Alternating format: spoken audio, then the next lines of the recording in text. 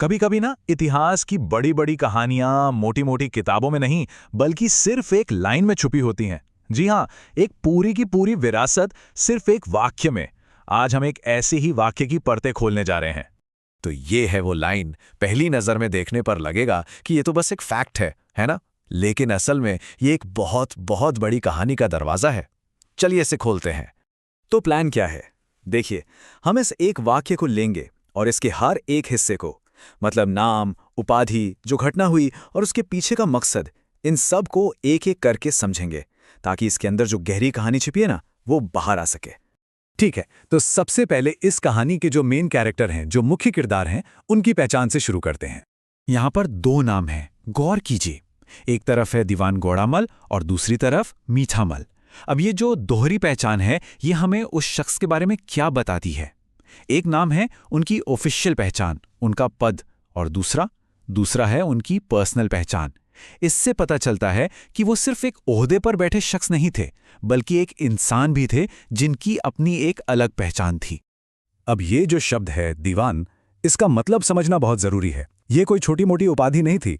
ये दिखाता है कि वो सरकार में एक बहुत ऊंचे पद पर थे। कोई आम सिपाही नहीं थे। मतलब उनके पास ताकत थी, रुतबा था।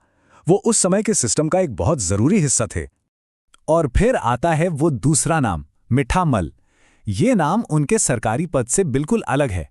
ऐसा लगता है ये उनका निकनेम रहा होगा, जो उनके बर्ताव के बारे में कुछ बताता है। शायद वो बहुत नरम दिल के थे या उनका स्वभाव मीठा था। ये नाम हमें उनके ऑफिशियल पद के पीछे के इंसान की एक झलक देता है। तो ठीक है, हमने उस इंसान के बारे में तो जान लिया। अब आते हैं उस घटना पर, उस बलिदान पर, जिसके लिए उन्हें आज भी याद किया जाता है। आखिर हुआ क्या था? सबसे पहले जरा साल पर गौर करते हैं। 1752। ये साल हमें सीधे 18वीं सदी के बीच में ले जाता है। और ये वो दौर था जब इस पूरे इलाके में बहुत ज्यादा राजनीतिक उथल-पुथल मची हुई थी। चीजें तेजी से बदल रही थीं। तो अब हमारे सामने घटना के कुछ पक्के तथ्य हैं। तारीख क्या थी? 6 मार्च 1752। जगह लाहौर। और हुआ क्या? वो लाहौर की रक्षा करते हुए शहीद हुए। मतलब एक बहुत ही निर्णायक एक्शन था ये। एक मिनट, यहां पर शहीद शब्द का इस्तेमाल हुआ है और ये बहुत बहुत जरूरी है। शहीद होना सिर्फ लड़ाई में मर जाना नहीं होता।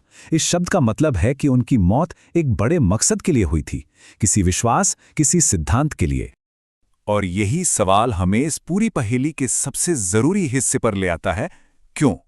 इस बलिदान के पीछे की वजह क्या थी? उनका मकसद क्या था? और जवाब छिपा है इसी एक छोटे से हिस्से में। सिख समुदाय के हमदर्द, बस ये चंद शब्द, यही इस पूरी कहानी की आत्मा है। ये सिर्फ एक जानकारी नहीं है, यही वो वजह है जो उनके बलिदान को एक मतलब देती है। इससे साफ पता चलता है कि उनका इतना बड़ा पद और उनकी शहादत, ये दोनों चीजें जुड़ी हुई थीं। वो एक ऐसे समुदाय के लिए शहीद हुए जिसका वो दिल से समर्थन करते थे। तो ये सिर्फ एक जंग नहीं थी, ये तो एक तरह से एकजुटता का, सॉलिडारिटी का ऐलान था।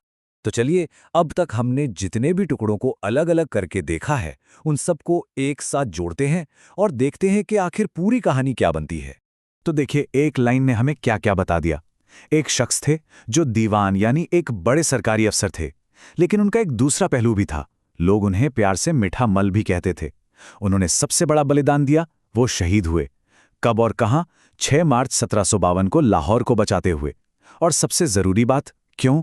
क्योंकि वो सिख समुदाय के हमदर्द थे, उनके सहयोगी थे। ये कहानी है एक ऐसे ताकतवर इंसान की जिसने ओहदे से ऊपर अपने उसूलों को रखा।